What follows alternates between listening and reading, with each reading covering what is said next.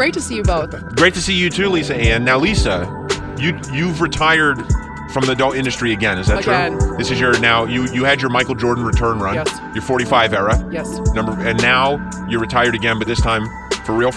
Yes, I've realized something, guys. Yes. I am just not enough anymore. How so? I have no value in the adult business. I'm not sorry enough. to hear that. And it's really weird because people, none. Why? Unless I'm producing my own content, which is really a thankless battle financially when you could be using content you already own and using it on multiple platforms and making a return by recycling. Yeah. When I work for someone else, there's a constant battle of what I don't want to do, what type of scenes I don't want to do, what I don't want in the script. It's a constant battle. Then the guys kind of are freaked out by me because I don't want to be choked and spit on. So they're like, well, what am I supposed to do with you? And they really make me feel like I'm not enough. And then on the fan end, the fan entitlement now is so extremely different. Mm-hmm. I can swear here, right? Absolutely. Okay, these girls are now doing this thing called fuck a fan. Can't say fuck. Oh, yeah, every word except yeah, sorry. No. Bosses, I work here, please. HR, please. So what's fuck a fan? So these girls are running these raffles, and I want to speak truthfully, but I know that people are going to dislike me, but then again, nobody likes me anyway. I see. So they're running these raffles where they have guys sign up, like $100 you enter this raffle. These girls are cash grabbing 100 to 150 grand off of these raffles. Mm-hmm. And then they're picking a friend and doing this scene with the friend. It's like one of those old radio contests where Yes! it's like caller number 7 gets concert tickets, but that was my buddy. Fan fucks, yeah, they Exactly. do that. So yeah, sure. So, and then also the prostitution thing. And then also, I will say this, I tried to, now what I did was my goal was really to pay back everything that I lost in court. And it was, 80% of my savings was lost in about 16 months in a court battle. And what was the court battle about? There were multiple court battles going on. There was a production, there was a copyright, there was a stalking, there was a death threats, there was harassment. There was a bunch of people bound together. Did you win? It was a legal cornucopia. You know what? I ended up walking it all off and losing it and turning away from all of it. Because in the one case, this was before internet bullying was really a thing. This was early 2015. The judge that I got at that time really didn't understand the situation. And so when we lost that day, my lawyer says to me, well, we didn't really lose. We can appeal. And I said, just do the math for me.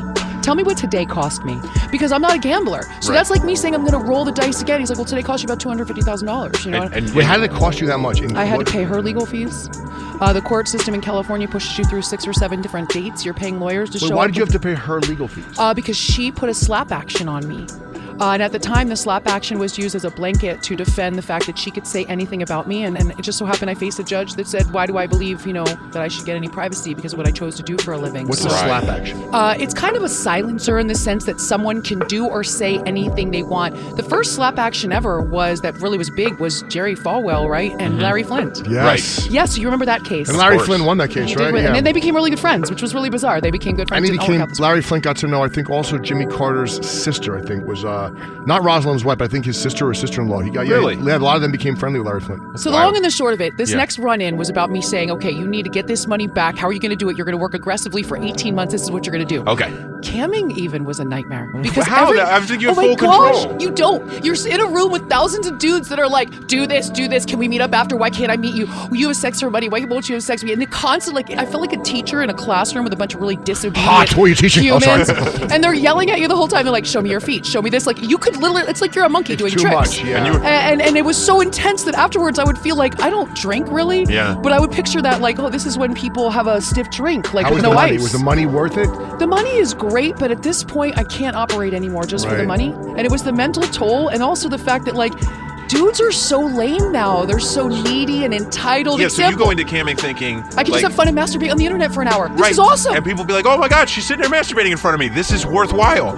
And you don't realize that the whole thing is going to not be, oh, I'm just here for the show that you're putting on. It's going to be, no, you're here to do exactly what I tell you. And to be yelled at because I don't want to hook up with them. And why? Because you're not a prostitute. And every other guy's like, why don't you do fuck-a-fans? All the other girls do fuck-a-fans. I just was and there was one night I got a little bit in trouble with the company because my rule of thumb was I wouldn't start stripping until the guys would shut up, right? Okay. And if you can't say thank you or you look hot or let's see your panties come off, hello people, and they would just keep talking. And finally at the halfway point, she's messaging me. She's like, where are you going to get naked? I'm like, yo, these guys just want me to answer their stupid questions. I think I should be able to sit here dressed and answer their stupid questions. They haven't even realized I haven't gotten naked yet. They don't care. So I'm just not enough for what the demands are out there.